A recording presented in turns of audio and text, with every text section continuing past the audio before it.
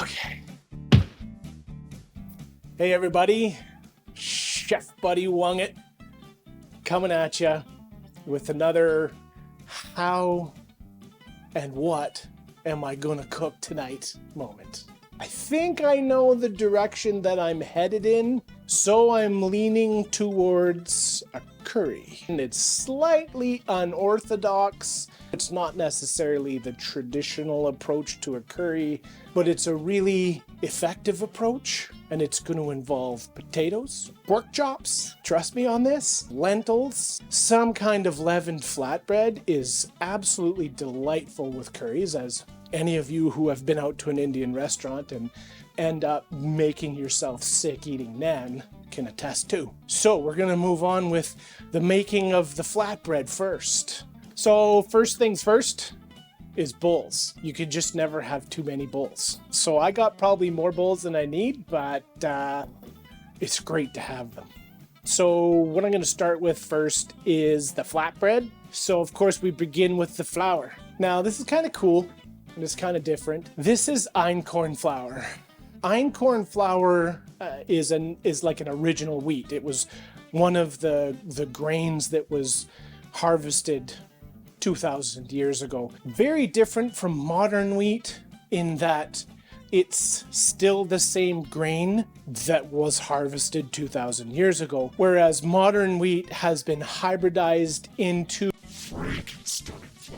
so that it's drought tolerant, thick, short, and it has maximum yield, can handle fungicides and all the crazy stuff that gets thrown at it in order to maximize yield. And I understand, because there's 8 billion people on the planet, billions of people rely on wheat to survive. So like, I get it. What happened to me probably a really long time ago, I have had to be gluten-free with basically everything that I do. That is until I discovered Einkorn.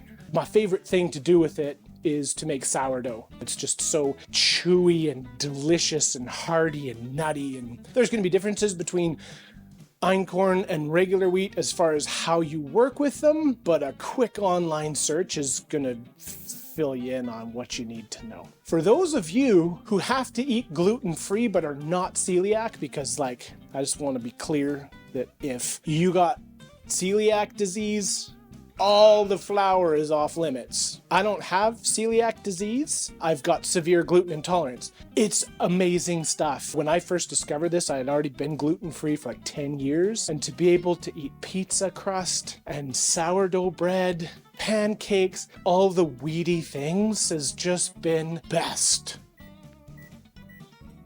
Just gotta make sure the racks are set where we need them to be. So let's carry on. Okay, so the first thing we've got to do is get that flour in a bowl. This makes quite a bit of this flatbread, but it's so delicious that that's okay. We're going to start with three leveled cups of flour. We're going to use instant yeast in this particular circumstance. The difference between active dry yeast and instant dry yeast is with active dry yeast, you have to like bloom it. You have to put it in warm water. With the instant stuff, you could just throw it in the bowl with the flour. So that's what's next. 1 teaspoon, quick rise. Doesn't necessarily need to be the Fleischmann's brand. And you just drip that in there like that. And then we're gonna follow up with some salt. Salt is super important when it comes to yeast or any kind of leavening. If you don't have salt, it just kind of looks like a gray amorphous blob. So then we need a teaspoon of salt. Any kind of salt will do. You could do pink salt from the Himalayas. I read something somewhere where someone from the pink salt mines in the Himalayas was saying that everyone in the town suffered from as many health issues as everyone else on the planet. Okay, and then we need to stir this up. We need to agitate. This is one of my favorite agitating things. And all we're doing is just getting all that stuff mixed in together. Very straightforward stuff. Okay, So the final piece in this puzzle is to add water. The water needs to be between 100 degrees Fahrenheit and 110 degrees Fahrenheit in order to properly activate that instant yeast. So I've got my trusty little pen thermometer. There we are, 107.2. That is perfect. And then we're just gonna pour that sucker in there just like that. Now we're just gonna mix it up. Einkorn flour is generally a stickier flour than regular flour. Some incredible person has like kept them growing in some corner of the planet. Like, how do we still have einkorn after 2,000 years when it's such a finicky grain? That blows my mind. Diversity is the key. So you get it generally mucked together, and you're just gonna give that a nice little massage. Pick up all the flour that's straggling down at the bottom. It's all like, no, I don't want to be a flatbread. I don't care. You're going in that oven. You want to just keep pushing it along until you can't really see white stuff on the surface. It's starting to get a little sticky, at which point we weigh it out. Now you can eyeball this stuff, or you can use your kitchen scale. Well, I'm just going to try and eyeball this out. So we're going to get a pan and get it all laid out in there. Okay, so the key to a good rise and having this rather sticky dough not stick to the pan that we're about to put it in, we just need to use some oil. We just throw some oil in the base. Any oil will do. I tend to use canola oil for things like this because it is a generally flavorless oil. So we're just going to smear that around the pan. Eventually we're going to smear that on the dough. Oh, look at that nice, shiny, smooth surface, untouched by food particles. It's like a blank canvas. We're just gonna pop approximately the right amount off. Yeah, these will be nice and big. Just kind of wrapping it around on itself underneath, kind of pull down, and eventually you turn it over, give it a little twist, and you're looking about a little smaller than a common baseball. And then you just plop that down there like that. Sounds like the oven is ready. Okay, so once we've got those 3 lumps of dough, we're gonna rub them around in the oil, get it on our hands, get it all over.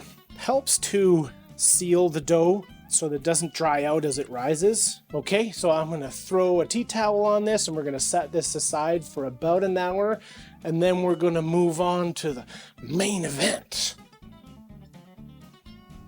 We preheated the oven an hour ahead of time. That's okay.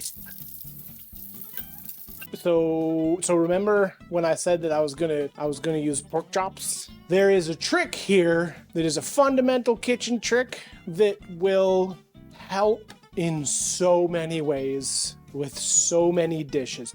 You know when you go to a restaurant and you take a bite of something, like a meat of some sort, and you're like, wow, that is delicious and moist, and it has no right to be good. And it's been cooked far beyond what you would normally cook a piece of meat. This is the trick I'm gonna show you. So I got my meat here. Notice how it's in a plastic bag? It's really hard to avoid. Okay, so we're just gonna cube these up. Thank you, pig. Thank you, farmers. This part in particular, on a pork loin, on a pork chop, is absolutely phenomenally delicious when it's grilled. However, we're gonna take that off in this particular circumstance. Just don't need great big gobs of fat in our curry. About 1 inch cube. All the same size. I mean, those are gonna be some meaty chunks, right? You might be looking at it thinking like, disgusting. When I try to eat those, they're gonna be like big ol' tough meat bombs in my mouth. But no, like I said, I got a secret trick to show you. Because the deal is, there's no hard and fast rules here. And anyone believes that there's hard and fast rules needs to reconsider their position. There are only a handful of hard and fast rules in this life. So, here's a trick. We are going to grab one of our bowls, and I'm going to slap that in there. And that is about, I'm going to suggest, pound and a half of pork. We're gonna grab some baking soda after I wash my hands, and we're gonna grab some water. Kind of the ratio is like half a cup of water, half a teaspoon of baking soda per pound of meat. Of course, unlike the dough, we want this to be cold water because food safe is pretty damn close to a cup and a half. And then we're gonna put in those 3/2 teaspoons of baking soda. 1, 2, 3. And stir that up nice. And then we're just gonna pour that in and mix that up. There's no point in leaving it for longer than 15 or 20 minutes because what it's doing will basically have done what it needs to do, which is the baking soda prevents the proteins in the meat from seizing up. Trust me on this, just do it. This is a game changer. So the next thing we gotta do is to make the curry paste. Now you could go out and buy curry paste or buy pre-made curries. I just don't really think they're very good.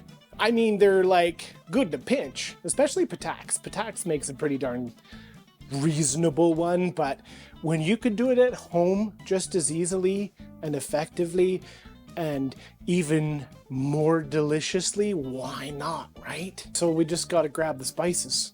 So we need cumin, coriander, turmeric, allspice, smoked paprika, onions, and some garlic, and some oil. Let's go! Okay, so pretty straightforward stuff. Tablespoon of minced garlic and a tablespoon of minced ginger.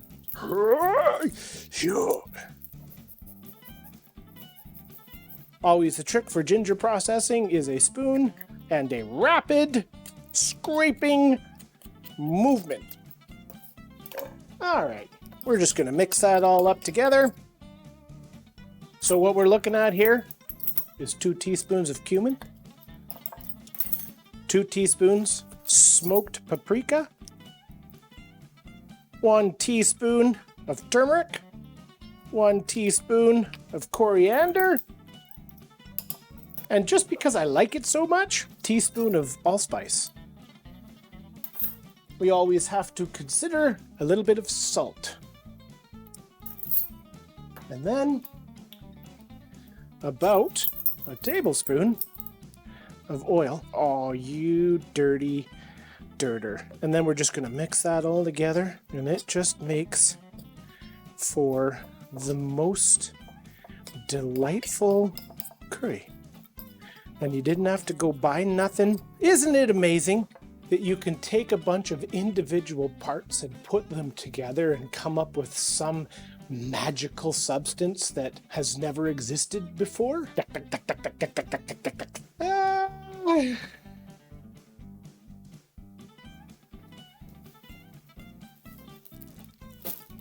Sometimes you find very large bags of potatoes on sale. And food costs a lot, so when you see very large bags of potatoes on sale, you buy them. You buy them and you figure out how to use them. Hey-oh, potato down. We're doing this.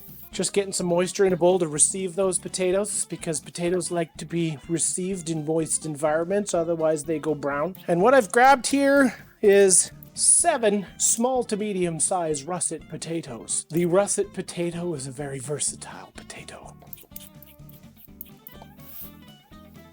Get yourself one of these. It saves your knife edges significantly. So then we're gonna dice these potatoes up into bite-sized pieces. And it's kind of funny because I always have an ongoing dialogue with myself when I'm cutting potatoes, because like, how do you cut potatoes into similar sizes when they are so strangely shaped for that? And I've actually gone over in my mind how I would describe doing it and what I would suggest you do, and the ultimate answer is just do your best. And then we're just going to put that all back in the water. It's just so important. Clean as you go. So just a little bit of simple cleaning after each step. Just gonna make your world like a million times better. So the final step before we start cooking, dice up the onions. Onion cutting technique. Take it in half, throw it down. Just kind of hold the piece as you go through, about like that.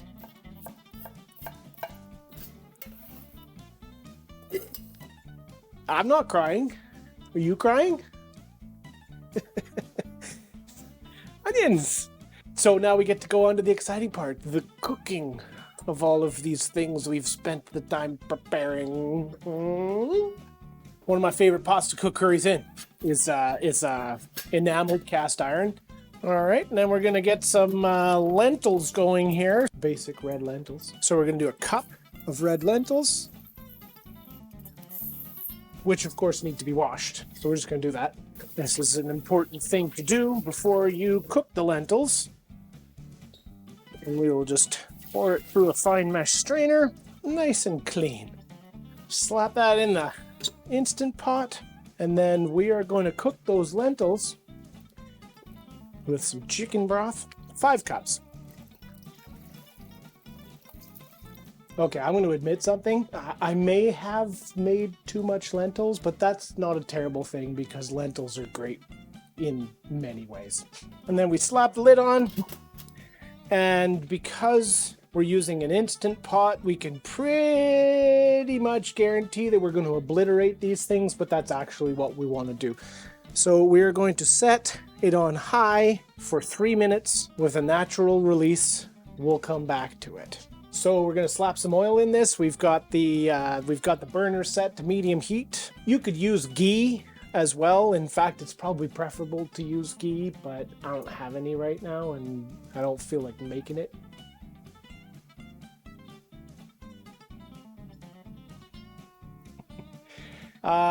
Special announcement, everyone. Especially you. Yeah, you. You're a beautiful human being. And you're so worthy, and I love you. So we're just gonna slap these onions in the oil, that nice hot oil, that beautiful sizzle. You know, I wish everybody would kind of slow down a little bit and stop getting freaked out about every little thing, feeling like reactions are required, getting all worked up about stuff. Because I'm pretty sure in the end, everything generally works out like it needs to. I have spent countless hours, days, and months and years being terrified of outcomes, no matter what they are, especially as a parent. For anyone that's a parent that's watching this, especially anyone that has younger kids, young teenagers, and younger, it's going to be okay. And if it's not going to be okay, I don't think that there's really anything that you can do about that. But if you're doing your best to be a good human being, to love your kids with gentle repetition and solid boundaries, that's all anyone's got, really. I've spent so much time being so freaked out. One simple action on one simple day means that I don't know, oh my God, my children are going to end up in the streets and plowing heroin into their arms on Main and Hastings or whatever, just because, you know, they slept in once. And what I've realized as my kids have gotten older, when their adult brain starts coming online, like actually starts coming online, like they make it through that 13, 14, 15, and 16, and they're moving into 17, and you start to realize that they are autonomous human beings that have their own path in life, that are going to do whatever it is that they're going to do regardless of what you think. I tell you, what they need the most at that point is not you thinking that they're going to somehow turn into some disaster. No amount of squishing your thumb down on them is going to make them do what you want them to do, and you only want them to do it because you're terrified, because terror was probably mushed into you as a child as you watched your parents do their thing. Kids don't need that. They need to be loved. And they need to be told that they're okay and that they're doing good. And they just need to be reminded over and over and over again to a maddening degree that they're loved and they're worthy, and you gotta trust that things are gonna work out. Okay, so these onions are starting to get to the place that we want them to be, and it might have charred them a little bit, but that's okay. That's not a bad thing. Char is actually in the correct form, char can really deeply influence flavor. So we're okay. We're going to be okay. If that happens to you, you're okay. You're okay. You know what? You're okay. Oh, look at that. Nice browning. It's starting to caramelize. We're going to be moving on to an absolutely critical step next. That is, you don't just throw your curry paste in willy-nilly and then throw the rest of the ingredients in. You got to bloom your curry. You got to massage your curry. You got to bring the flavors out. You got to meld the flavors, because if you don't, you're missing out. So we're going to bloom the curry next. And we are going to spoon it all in. And we're going to start by just kind of melding it with the onions. So here's one of the beautiful things about doing this process, is you see how it's starting to brown to the bottom of the pan. Now you have to be really careful when it comes to enameled cast iron. A lot of people put too much heat on it, and then eventually it will blacken, and you can't bring it back from that. But if you keep the heat at just a good frying level and you just let that beautiful film develop, and then there's this little trick that you need to know, and just continue to let that frond. So here's the really special part. So you can see now that there's a beautiful frond developed on the bottom of that pot. So we're just going to take some of that chicken broth that we were using for the lentils, and we're just going to pour a little bit in, and we're going to deglaze the bottom of the pan and get all that frond picked up. That is nothing but depth right there. Look at the color on that. But we're not done yet. We're going to do that again. We're going to continue to cook it down. We're going to develop another frond, and then we're going to release that. And I like to toss it back into its bowl, throw it into the strainer, and just get all of that baking soda solution off of the surface, because that has definitely penetrated the meat by now. Look at that. We're just going to get all that up again. Oh, this is the blooming of the spices that you want. Delightful. Oh, that's the correct color.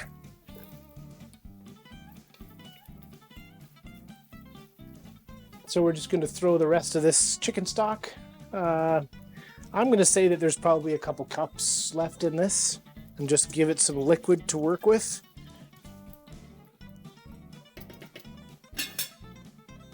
I'm going to listen for the boiling. As it starts to boil, I'm going to bring the temperature down. We're just going to let it simmer on the stove top for 20-25 minutes total. Let's not forget about the most important ingredient in cooking: salt. This is a waterfall of flavor.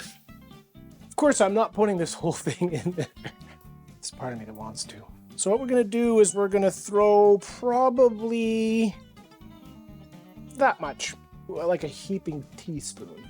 So the lentils have done their thing, and they've been sitting at keep warm for 15 minutes. So we're just going to do a quick release now to release the pressure, and we'll have a look at these babies.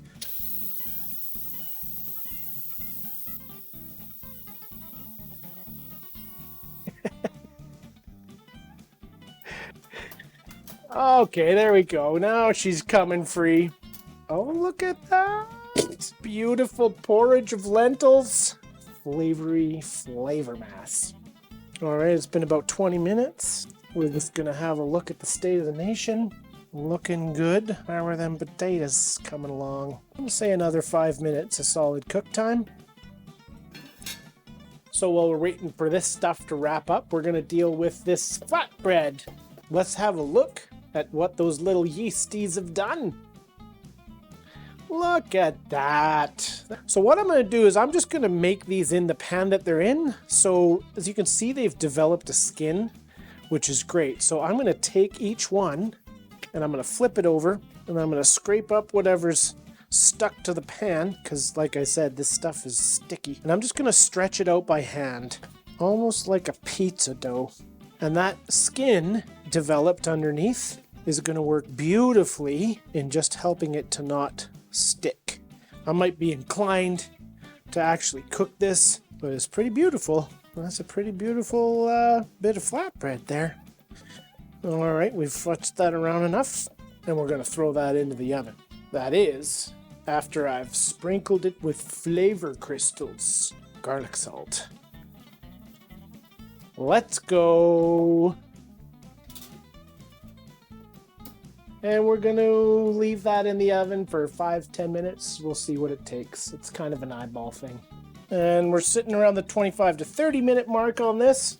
Look at that liquid. It is nothing but flavor. We're going to mix the lentils in with this, and then we're just going to let that all meld together for a couple of minutes, and then we're good to go.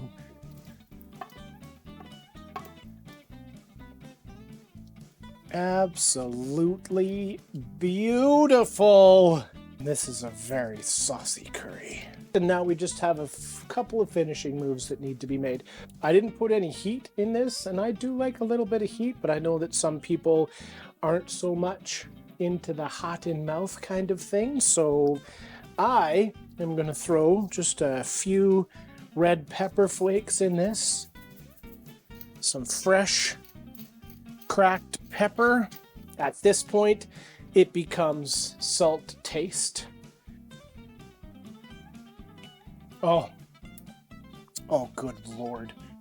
So what this ends up kind of tasting like is like if you were to make pea soup, but curry instead. Oh, that is beautiful. All right, and I can smell that bread, that flatbread, so I'm gonna pull it out. It's been about 5 or 7 minutes. Beautiful. Oh, look at that. Oh my good Lord. So it's nice to have a little bit of a char on top of this bread. That can be achieved through the broiler on your oven, just getting it right up close, but I've got a tool for that. Maybe you do too. Culinary torch. It just creates a nice little bit of flavor. Perfect. So we're going to plate this up and see what it all tastes like. Oh, I'm going to bring this big old vat of deliciousness on over here. Oh, that looks absolutely delightful. This beautiful leavened bread. And then we're going to add one more little thing to the mix, which is a sprinkling of cilantro. And there it is, complete. Well, let's see how she is in the end.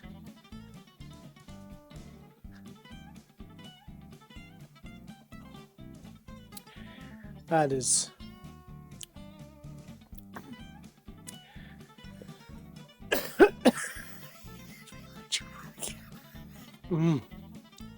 That is just like a big old spoon of love going right down the throat. Let's see what's happening with this flatbread.